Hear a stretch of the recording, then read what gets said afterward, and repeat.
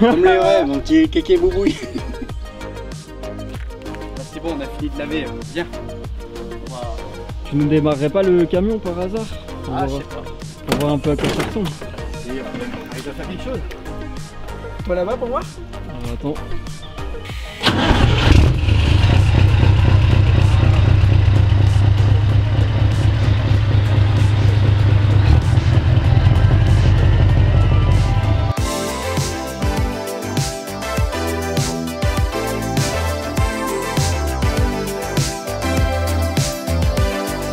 Salut à tous, bienvenue sur Exhaust-Prod. On se retrouve aujourd'hui pour une nouvelle présentation de camion. Alors on s'excuse pour le temps passé, ça fait pas mal de temps qu'on n'a pas posté de vidéo. On avait tous les deux des projets perso et pro. Alors du coup pour se faire pardonner, on a décidé de revenir avec du très lourd. Et voici ce dont on va vous présenter aujourd'hui. Du coup Alexis, on se retrouve à l'intérieur du série 4. Du coup, est-ce que tu peux nous en dire un peu plus sur l'histoire de ce tracteur, l'histoire de son propriétaire? Que ce camion, il appartient à Sébastien Vout. Donc Sébastien Vout, c'était avant tout un transporteur à l'époque. Donc c'est quelqu'un qui est originaire du 38 aux alentours de Grenoble. Il a une passion pour les camions qui est incroyable et surtout une réelle passion pour les séries 4. Et c'était pile la bonne époque. Faut savoir que ce camion il est de 2001. Il a été fait au niveau de la peinture et des équipements extérieurs en 2004. Et il n'a pas bougé depuis 2004 en fait. Il y a eu des évolutions au niveau des versions, c'est-à-dire que c'est un des premiers, voire même le premier à avoir changé la face avant, mais il a mis une calandre de R1 avec les pare-chocs, il a moulé tout un pare-choc de R1 en une pièce, parce que les Scania, les pare-chocs c'est toujours en 3 pièces, les deux côtés, la partie centrale. Et en fait, il a été le premier un peu à se démarquer, c'était un des premiers avec David Vallière à aller à l'Opic. Ce camion, il a une histoire qui est il a eu plusieurs vies incroyable. Aussi, ce camion, du coup. Plusieurs vies, ouais, sous plusieurs versions, ouais. Et un seul propriétaire. Des lignes que Sébastien faisait entre Grenoble et du coup les Pays-Bas en benne. Lui, il faisait de la benne, donc vous verrez quand on vous présentera le camion, il a encore l'hydraulique pour la benne. Après, si vous voulez savoir un peu plus sur un peu l'histoire du camion, etc., contactez Trucking Style et demandez à vous faire livrer chez vous. Du coup, cette revue là, et vous avez toute l'histoire du série 4 à Sébastien, donc avec toutes les premières et les anciennes versions, etc. Voilà, c'est très intéressant. J'en profite pour faire la pub parce que du coup c'est moi qui l'ai réalisé. J'ai réalisé cet article, on a eu la couverture. Vous trouverez, si ce camion vous intéresse, vous trouverez tout ce que vous voulez. Maintenant qu'on a parlé de l'historique du camion et de son propriétaire, est-ce que tu peux nous parler de l'aspect technique de ce tracteur, Alexis? Ouais, alors il faut savoir que nous sommes en présence d'un Scania, ça vous l'aurez compris, mais d'un série 4. Donc les séries 4, c'est des camions qui ont été commercialisés par Scania sous la série 4, donc juste après les 143. Et de ce que j'ai comme source, ça aurait été de 1996 à 2004. Après 2004, on a laissé place au R1, du coup qui ont fait de 2004 jusqu'à 2009. Voilà, alors le série 4 est sorti sous plusieurs gammes cylindrée moteur, donc il y a eu des 12 litres, il y a eu 14 litres, 16 litres, et après je crois qu'on a eu d'autres cylindrées pour tout ce qui est la petite distribution. Et donc pour les 14 litres, donc c'est la dénomination 144, donc 14 pour la cylindrée, le 4 c'est pour la série, et ensuite le 144 était vendu en 460 chevaux et en 530 chevaux. Ensuite, passé les années 2000, on a eu l'apparition du 164, donc augmenter le moteur avec un 16 litres et toujours série 4. Là, il se présente sous deux formes, 480 chevaux comme celui où on est actuellement et 580 chevaux. Donc avoir les différences notables entre le 14 litres et le 16 litres, mis à part, on va dire, l'aspect moteur. Il y a deux choses qui changent surtout. C'est surtout niveau de l'amortissement avant, donc tout ce qui est les lames de ressort. En fait, sur les 14 litres, on n'en a que 2, comme sur les 143. Et sur certains 144, on peut en avoir 3, mais majoritairement c'était 2.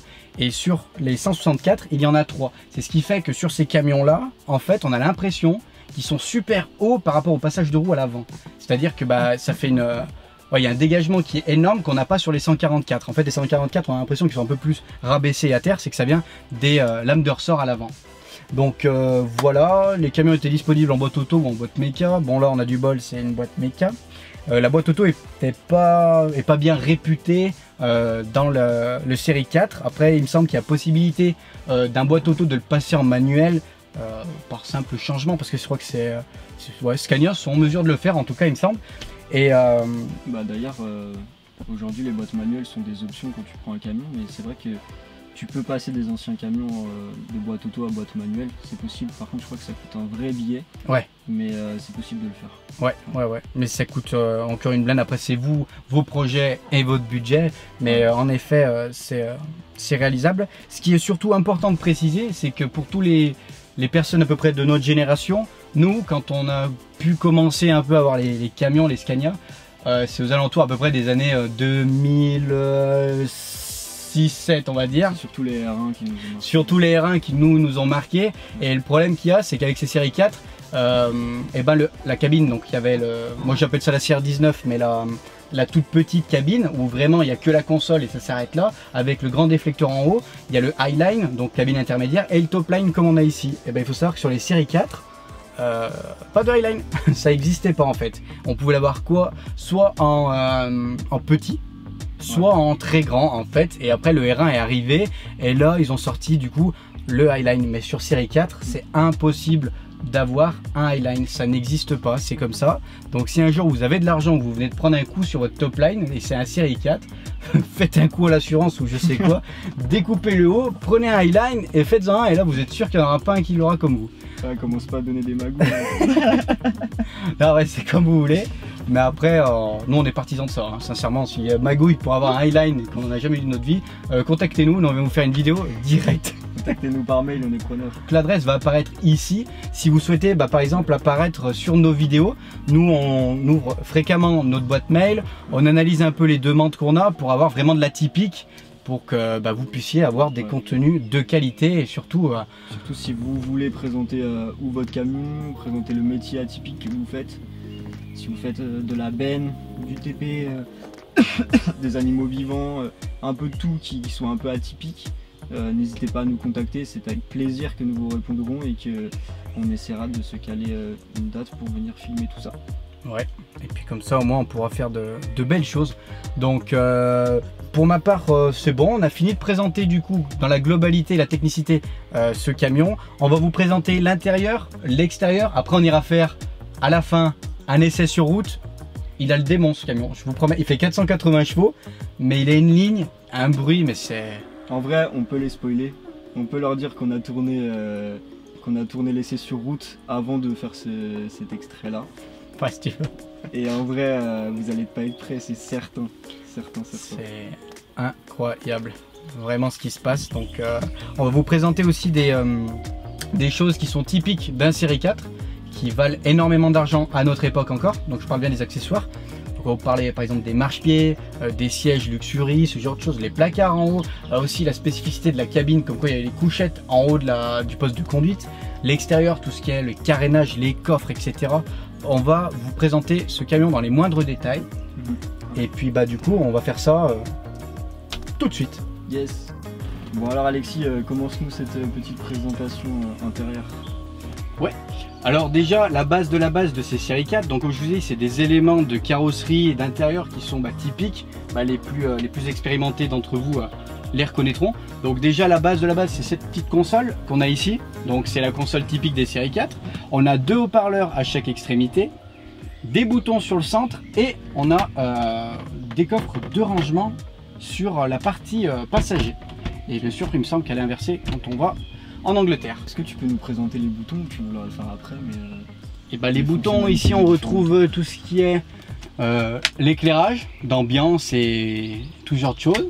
Ouais. Ensuite on a, je sais pas, il y a le toit ouvrant, on peut l'avoir. Vous voyez, carrément, toit ouvrant automatique. Ouais, moi sur le mien je l'ai aussi. C'est carré. Ah c'est super. Incroyable. Donc ouais, pour ce long que le camion est vieux, il y avait quand même pas mal d'options. Il a le régulateur, il a tout. Pour les années, c'est incroyable qu'il y ait déjà toit ouvrant électrique. Carrément. Donc Ok. du coup on a cette console. Est-ce que tu sais si les boutons, excuse-moi, est-ce que tu sais si les boutons tu pouvais mettre les options que tu voulais dessus sur les boutons ou genre parce que là du coup il y en a qui sont pas utilisés. Ouais, t'as des caches là, et après tu peux avoir là le... Tu penses que tu pouvais en l'éclairage. rajouter du coup? Bien sûr. Bah ouais, je te dis n'importe quoi, tu veux une enseigne, tu veux la mettre ici, tu sors ton cache, Ah tu ouais. mets ton bouton, tu tires ton câble et puis tu mets. Après tu peux les avoir aussi ici, Incroyable. ici, et puis là. Ok. Donc voilà, spécificité des séries 4, là où tout le monde le reprend quasi dans les nouveaux véhicules de nos jours, c'est la couchette au-dessus du poste de conduite. En fait, on a une couchette qui est largement plus grande que celle qu'on peut avoir quand on est double couchette sur les camions actuels. Donc là, ici, on a un gain de place et de volume pour ranger ses affaires qui est énorme pour l'époque.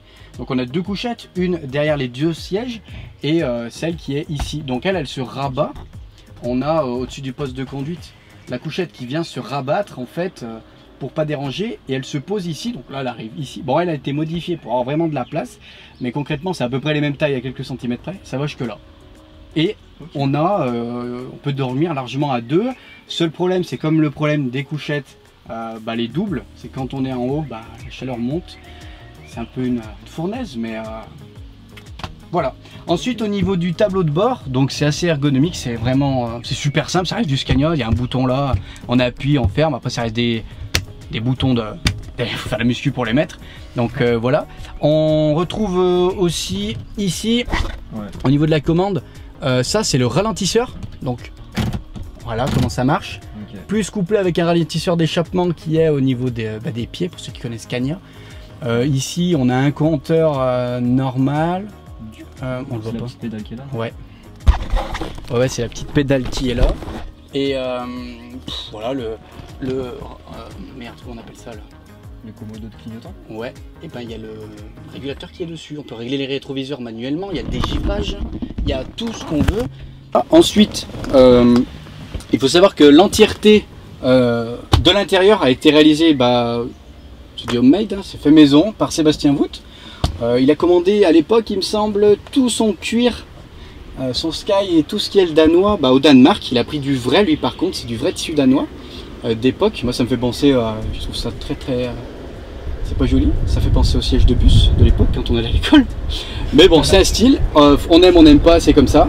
Et donc il a tout fait lui-même. Donc un peu de capitonnage, du Danish, quelques éléments chromés, deux lampes derrière. Au niveau des sièges, donc comme je vous ai dit, il y a plusieurs gammes de sièges sur les séries 4. Ça c'est les gammes de sièges c'est les basiques, on va dire les standards. Donc il n'y a pas d'option plus spécifique que ça. Accoudoir. Donc on est d'accord que ça sont c'était là. les sièges qui étaient d'origine mais qui ont été refaits par Sébastien. C'est ça. Donc lui il a dû refaire des housses, en vrai ils sont refaits intégralement, donc voilà. Mais c'est les sièges basiques, tu rajoutes deux accoudoirs et puis voilà. Après on a les donc les Luxury. Les Luxury ça fait une espèce de coque en fait, ici comme ça, en un bloc. Et ça, ils étaient chauffants, il y avait l'air de partout, sur les côtés, sur tout ce qui est les dorsaux derrière, etc. Et Ouais. ça vaut extrêmement cher et c'est très dur à en trouver de notre époque, et surtout en bon état.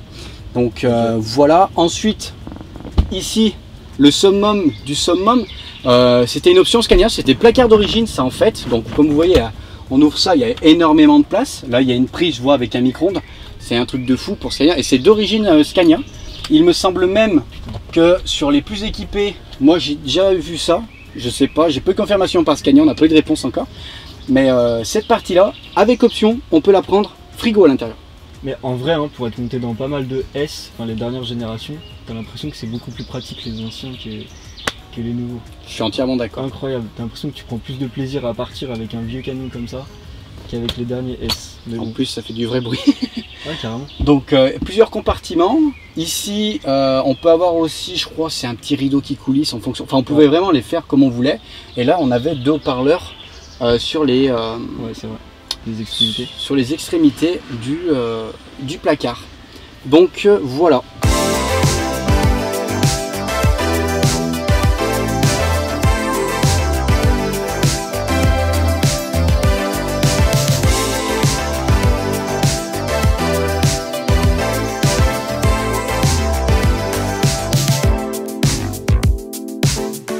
Donc du coup, comme on vous avait parlé un peu des accessoires un peu atypiques des séries 4, là on peut constater qu'il a les marchepieds, donc on appelle ça rétractable.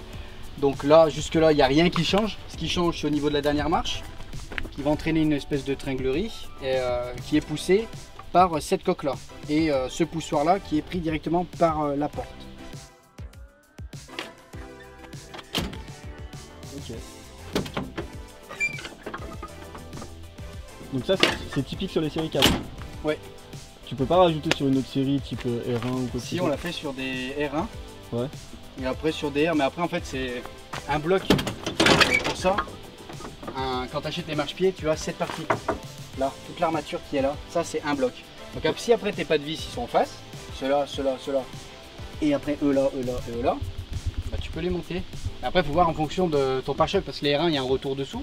Ouais. Donc tu peux pas, il faut réadapter. Seb il l'avait découpé, le pare-choc de R1 dessous. Après sur les New Air, tu sais, ça descend grave bas, il faut y découper aussi. Ouais, ouais. Et après tu peux, sur les streams c'est pareil, c'est les mêmes, mais après sur les next gen tu peux pas, c'est pas les mêmes emmarchements. Mais voilà, sur le principe c'est comme ça que ça marche. Un petit mot à dire, l'alpaga devant la caméra là? Moi j'ai rien à dire moi. T'en bats les couilles? J'ai arrêté moi. Donc du coup au niveau de la partie extérieure, tu m'avais dit que c'était un orange Fiat la couleur il me semble. Apparemment oui, c'était une couleur Fiat que tu pouvais avoir, tu pouvais acheter d'origine, tu pouvais acheter ta Fiat avec cette couleur. Alors vous dire exactement le nom de la couleur, je crois que ce serait difficile. Mais en tout cas c'était une couleur qui était disponible chez Fiat. Ouais. Après il y a des détails traditionnels un peu du old school, on a les bandes, les losanges, la sorte de demi-flèche, tout ça, et bien sûr tout ça c'est trempé dans le vernis, on ne sent pas au toucher, même un aveugle il ne verrait pas qu'il y a d'autres motifs sur la peinture unie. Après comme on vous a dit, ça habille vraiment bien ces marchepieds, c'est vraiment un truc de fou, moi perso j'aime énormément. Donc après au niveau de la face avant, rien de spécial, hein, une enseigne lumineuse en haut, hein, c'est ça. Yes. Après il y a 5 feux de Volvo, donc on appelle ça des feux de Volvo parce que c'est les feux de gabarit qu'il y a aux extrémités des rehausses de toit de Volvo en fait. Après au niveau de la calandre, tirons-nous, bon, je sais pas ce qu'on va tomber. Voilà à peu près grossièrement, là on voit à peu près grossièrement le moteur. On voit un peu la taille, donc il est juste derrière tout ça, il est énorme. Énorme de chez énorme, il y a 2 coussins de cabine pour amortir. Donc déjà qu'il a les 3 lames en bas, c'est un peu tape-cul, mais heureusement qu'il y a les coussins d'air de la cabine, parce que sinon je pense que là, il y en aurait qui auraient des problèmes de dos. Bon alors en vrai on ne dirait pas comme ça, mais si vous vous penchez, en dessous vous avez 4 longues portées qui sont fixées, vous avez les bavettes Scania, et vous avez 2 talus de chaque extrémité. Wow. C'est chouette.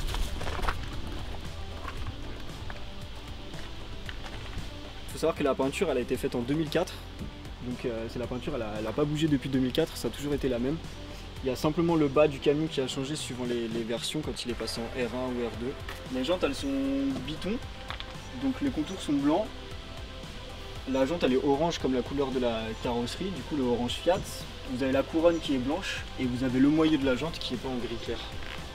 Alors on se retrouve sur le côté avec les carénages lisses, dont le réservoir est moulé à l'intérieur. Du coup la couleur du carénage elle est gris clair avec les liserés blancs autour. Et du coup cette couleur a été mise là pour casser un peu la couleur de la cabine. Le châssis a été recouvert de tôle striée. Et du coup la tôle striée a été peinte à la couleur de la carrosserie. Donc même config que les roues avant. Vous avez le blanc, le orange et le moyeu peint en gris. Ce qui fait le charme de ce camion c'est l'échappement qui est fait en inox. Et du coup la ligne qui de base doit faire 114 mm, là on fait 160. Donc c'est ce qui provoque une grosse résonance bas dans les tours déjà, et puis ça claque un peu mieux haut dans les tours.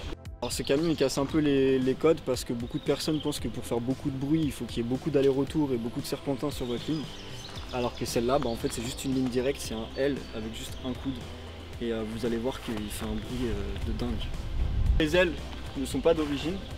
Là à l'arrière vous avez le pare-choc qui est du coup en gris. Vous avez le couvre-châssis, la fin du couvre-châssis qui vient couvrir la fin du châssis qui lui est peint en gris. Et du coup vous avez le pare-choc qui est gris. Et là les coffres c'est fonctionnel? Là les coffres sont fonctionnels. Du coup vous pouvez les ouvrir et dedans il y a le coffre à l'entretien. Ah oui, il y a quoi? Bon là il y a des produits un peu... D'accord. Ah du coup là on se retrouve avec le carénage du côté droit. qui est toujours lisse, sauf que pour mettre du rangement à l'intérieur, il a réalisé des coffres. Et du coup, voilà à quoi ça ressemble.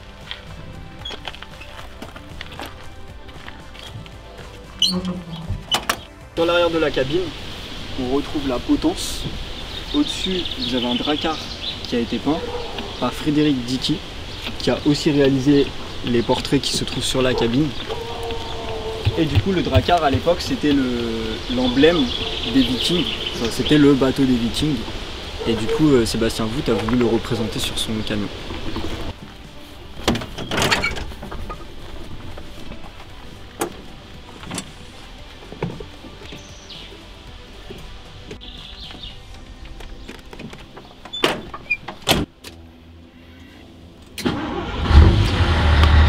T'as quelle sensation au niveau de la visibilité là, avec ces 3 branches?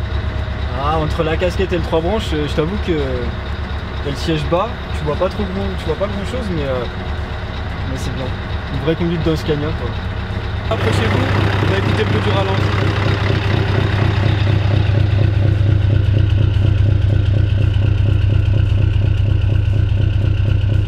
Là on va aller faire un petit tour, on va essayer de vous montrer de l'intérieur et sincèrement il a un bruit, il est juste terrible et ça claque très très fort. Bon, on va vous filmer nos réactions à chaud parce que c'est juste une pure dinguerie. Salut les gars. Franchement si vous aimez les V8 en échappement libre, croyez-moi que là vous allez être réellement servi. Donc là on est dans un petit village. Ouais, et puis ça fait franchement, ça fait vachement de bruit. Vous allez voir. Marquette de résonance. C'est juste terrible.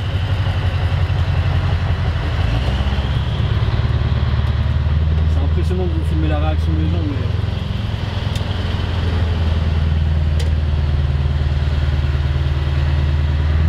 Allez, maintenant un petit peu.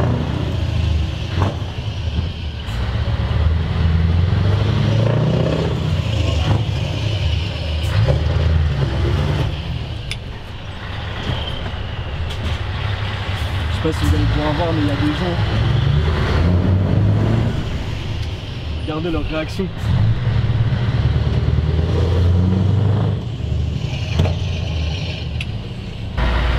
Et du coup, comme je disais, vu que là il y a 3 lames, c'est un peu compliqué de faire de prendre les dodanes comme il faut. Ça racle. Déjà on a 2 bavettes dessous, 4 longues portées et 2 talus.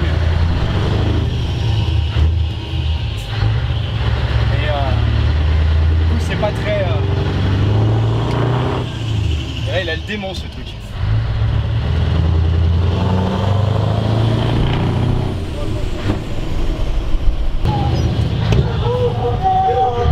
Vous voyez, vous rendez fou les chiens dans les villages tellement il fait de bruit. Donc contrairement aux boîtes qu'on connaît tous, les boîtes méca, donc ce Scania, c'est comme la plupart des Scania, ils ont des 12 vitesses, donc 6 grandes et du coup des demi. Donc là c'est la première, à la place de la 2 en fait, normal. Là on est sur la 2e, après là ce sera la 3e. Je monte l'étage, ma première devient ma 4e, et après 5 et 6, avec mes demi, ça fait du coup au total de 12 rapports. C'est bien, j'ai pas beaucoup roulé dans ma vie. Bon, le peu que j'ai roulé, j'ai eu du bol, j'ai roulé en Scania, mais j'ai pu rouler aussi en Mercedes, etc. Et franchement, c'est plaisant, c'est vraiment plaisant, surtout de nos jours, pouvoir vivre ça avec tout ce qui se passe dans les conjonctures actuelles, etc. C'est vrai que c'est un peu compliqué de se faire plaisir avec nos camions, nos petits bijoux, quoi. Donc, en fait, vous pouvez pas savoir à quel point un camion comme ça vous donne la banane, en fait. Vous démarrez, vous écoutez le son, et quand vous êtes fan de ça et que vous adorez les V8 en échappement libre, c'est juste le Graal, en fait. Là, on va se faire un petit kiff d'échappement.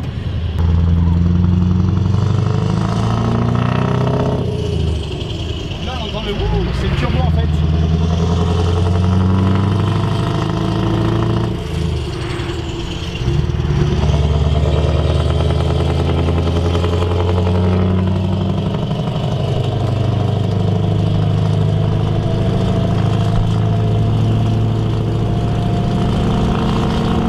Donc là, du coup, on a un frein d'échappement au pied, donc ça fait une retenue au niveau de l'échappement et après ça lâche tout quand je relâche. Donc là, j'ai le pied, j'appuie, et là quand je relâche, Là on va se refaire un petit coup d'autoroute.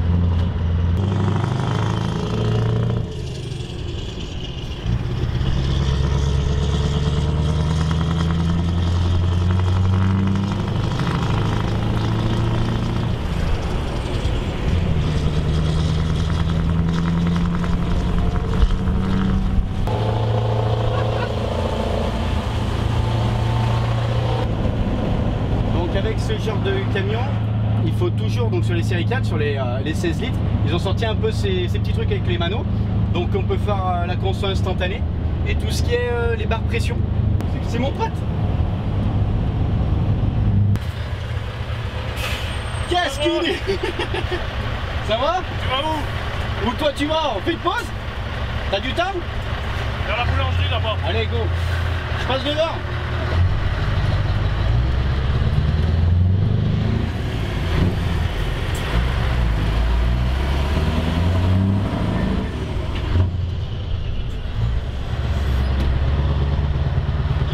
Vous voyez, on retrouve même les collègues sur la route. Je roule une fois dans ma vie et je retrouve un pote. Un super bon pote en plus, je suis heureux. Donc voilà, moi Hassan, cette vidéo, elle est pour toi. On fait nous claquer tout ça là.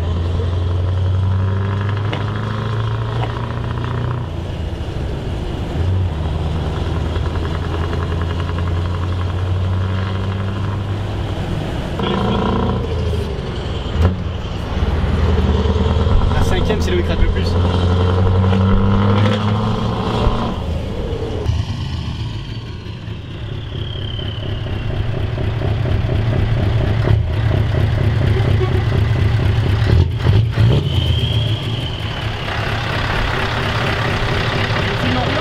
Tu nous fais la ligne droite ou pas là? Pas pour le tour, ça y est.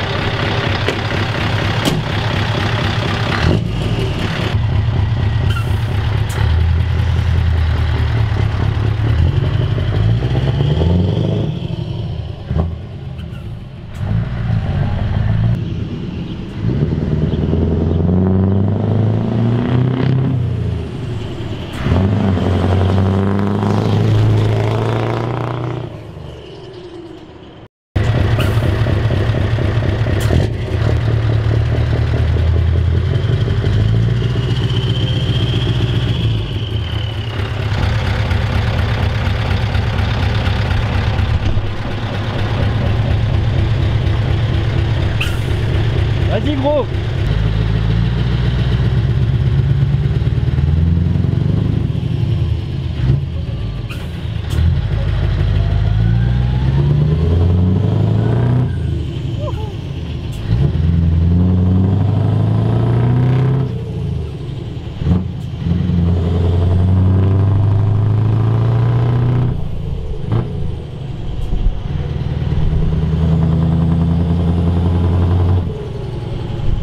À la fin de cette vidéo, alors surtout si elle vous a plu, n'hésitez pas à nous mettre un gros pouce bleu, ça nous fera plaisir. Et surtout, n'oubliez pas, si vous souhaitez participer à l'expérience Exosprod, vous avez un lien en description. Abonnez-vous et faites-nous un petit mail pour nous présenter un peu votre projet, etc. et votre profil. Et si ça nous convient, on vous envoie un mail et vous passerez de l'autre côté de la caméra. On vous remercie, on vous fait des bisous. Abonnez-vous et partagez un max parce que là, pour le moment, nous, on a besoin de soutien. C'est la première fois qu'on fait ça. Et surtout, n'oubliez pas, là, Sébastien Wout a un deuxième camion, c'est un 143, un 500, petite cabine avec un bruit du Seigneur. Laissez un pouce bleu, abonnez-vous et puis faites-nous un mail si vous voulez participer. Merci, ciao. Je vous ai pas dit en discret comme ça, si la vidéo elle fait plus de 1000 likes, Sébastien Wout, il nous l'a confirmé là il y a 10 minutes, il nous prête son 143 et on fait la même chose avec le 143 et croyez-moi, le 143 il fait un bruit du Seigneur. Donc faites un effort, laissez un pouce bleu et à bientôt, ciao.